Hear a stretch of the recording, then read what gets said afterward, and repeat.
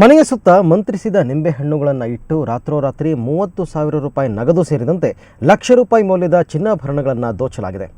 ಮನೆಯಲ್ಲಿ 6 ಮಂದಿ ಮಲಗಿದ್ರೂ ಕೂಡ ಯಾರಿಗೂ ಎಚ್ಚರವಾಗಿಲ್ಲ. ಈ ಘಟನೆ ಗ್ರಾಮಸ್ಥರಲ್ಲಿ ಭೀತಿ ಮೂಡಿಸಿದೆ.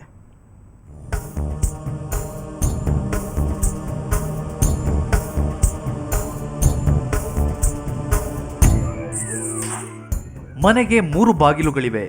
ಮನೆ ಬಾಗಿಲು ಬೀರುವಿನ ಬಾಗಿಲನ್ನ ಒಡೆದಿಲ್ಲ. ಆದರೆ ಮನೆಯ ಸುತ್ತ ಮಂತ್ರಿಸಿದ ನಿಂಬೆಹಣ್ಣುಗಳನ್ನು ಇಟ್ಟು ದರೋಡೆ ಮಾಡಲಾಗಿದೆ. ಈ ಘಟನೆ ನಡೆದಿರೋದು ತುಮಕೂರು ಜಿಲ್ಲೆ ಕುಣಿಗಲ್ನ ಚಿನ್ನೇಹಳ್ಳಿಯಲ್ಲಿ. ಸುರೇಶ್ ಎಂಬುವರ ಮನೆಯಲ್ಲೇ ಈ ದರೋಡೆ ನಡೆದಿರೋದು. ರಾತ್ರಿ ಚಿಲಕ ಹಾಕಿಕೊಂಡು ಕುಟುಂಬದ 6 ಮಂದಿ ನಿದ್ರೆಗೆ ಜಾರಿದ್ದಾರೆ. ಕಳ್ಳರು ಸದ್ದು ಮಾಡಿದ್ರೂ ಕೂಡ ಇವರ್ಯಾರಿಗೂ ಎಚ್ಚರವಾಗಿಲ್ಲ. ಮುಂಜಾನೆ ಎದ್ದು ನೋಡಿದ್ರೆ ಮನೆಯಲ್ಲಿನ ವಸ್ತುಗಳೆಲ್ಲ ಚಲ್ಲಾಪಿಲ್ಲಿ. ಬೀರು ತೆರೆದಿತ್ತು. ಆದರೆ ಅದರಲ್ಲಿದ್ದ ಉಂಗುರ, ಓಲೆಗಳು, ನಾಗರ ವಸ್ತುಗಳು ಹಾಗೂ ಸ್ತ್ರೀ ಶಕ್ತಿ ಸಂಘದ 30,000 ನಾಪತ್ತೆಯಾಗಿತ್ತು. ದಿನ 2-3 ಸಲ ಹಚ್ಕೊಯ್ತಿದ್ದವಳು.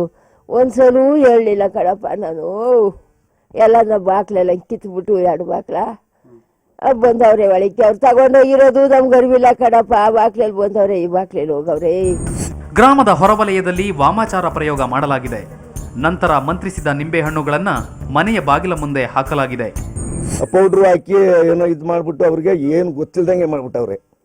ಆವಾಗ ಎಲ್ಲ ಬೀರೆಲ್ಲ ಹೊಡೆದು ತೊಗೊಂಡು ಎಲ್ಲ ಬೋಚ್ಕೊಂಡು ಹೋಗಿದ್ದಾರೆ. ಯಾವಾಗಲೂ ಎದ್ದು ನೋಡ್ತಿದ್ರು, ಅವತ್ತು ಎದ್ದೇ ಇಲ್ಲ. ನೋಡಿ ಮಾಟ ಅಂದರೆ ಹೆಂಗಿದೆ. ಆವಾಗ ಎದ್ದು ನೋಡೋ ಬತ್ತಿಗೆ ಎಲ್ಲ ಇಟ್ಟಾರ್ತದೆ. ಅವಾಗ ಬಟ್ಕೊಂಡ್ರು. ನಾವು ಬಂದೆಲ್ಲ ನೋಡ್ಬಿಟ್ಟು ಕಂಪ್ಲೇಂಟ್ ಕೊಟ್ಟು. ಅಮೃತೂರು ಪೊಲೀಸರು ಸ್ಥಳಕ್ಕೆ ಭೇಟಿ ನೀಡಿ ಪರಿಶೀಲನೆ ನಡೆಸಿದ್ದಾರೆ. ಮನೆಯಿಂದ ಕಳುವಾಗಿರುವ ವಸ್ತುಗಳ ಬಗ್ಗೆ ಮಾಹಿತಿ ಪಡೆದಿದ್ದಾರೆ.